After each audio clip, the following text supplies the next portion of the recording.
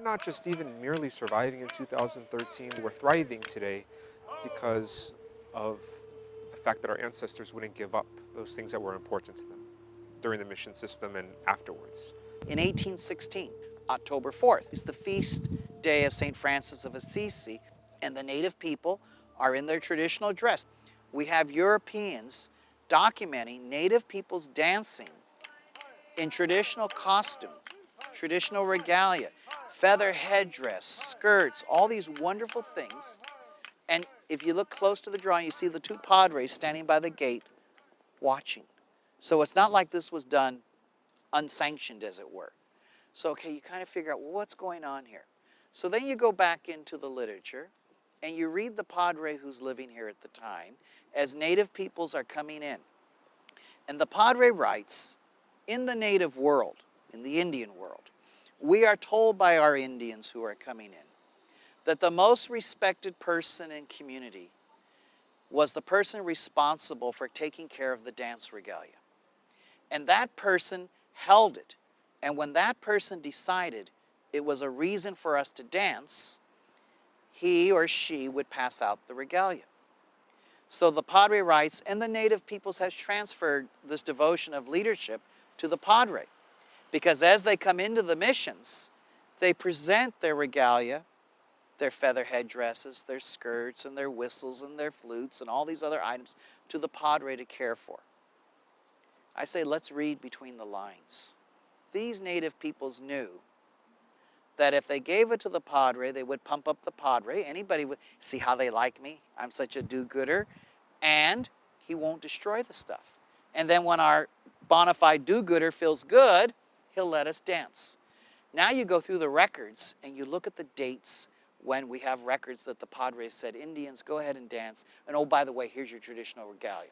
Sometimes we see the dances are recorded on Easter, on Christmas, at different times of the year, and you look to the calendar and you go, oh, solstice dates, equinox dates, all deal because the Christian calendar is rooted in a pagan calendar that talks about all the dates of creation. And so my theory on this, the way I read it, is the native peoples were able to take their culture underground.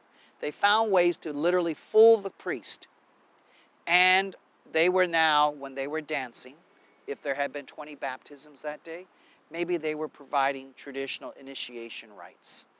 If there had been marriages that weren't solemnized in the native world, now they're solemnizing those marriages. If it was at Christmas or Easter time, we're talking the cosmology world of solstice and equinox.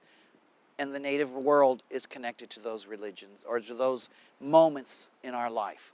It's interesting how everything that my grandmother, my grandfather, my aunts, my uncles would tell me, it matches perfectly to things that are written in research and dissertations and that are in the mission registers, that are in the Harrington Notes. If the oral tradition didn't exist, our language wouldn't exist today. If the oral tradition didn't exist, we wouldn't know anything about our religion, about our songs, about our dances. That's one way that things survived for us. And if we put pieces together from the documentation that we have available, that was all passed down through the oral tradition, that is going to help us.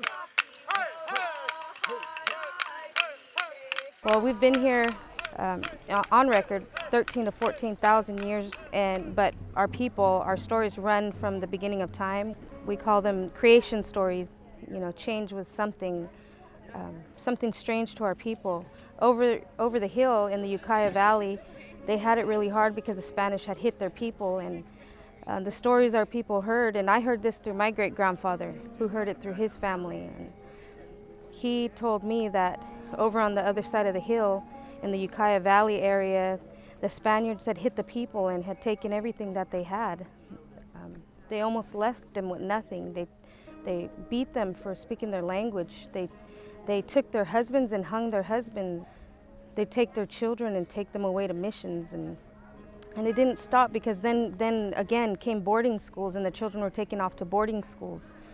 Nothing in history always is happy, and there's always good and bad to everything. But You know, if we hold on to that ugliness, if we hold on to that, we're going to have that hate in our life, and we're going to carry that, and we're going to teach our children that. And that's why it's part of our history, but it's not part of our future. And that's how we change, by letting our children know that that's history, but it's not future, and we can change that, you know. I'm very grateful because some of these stories that have been passed down to me, that have continued on for thousands of years, that adapted to different languages, such as Spanish and now they're passed down in English. I was able to translate 2 of those stories back into Chocheño, and now I teach my brother those stories in Chocheño. So it's this huge reversal that we see happen, from going to not having a whole lot to having a lot in a relatively short amount of time. In today's society, there hasn't been any room for cultural integrity.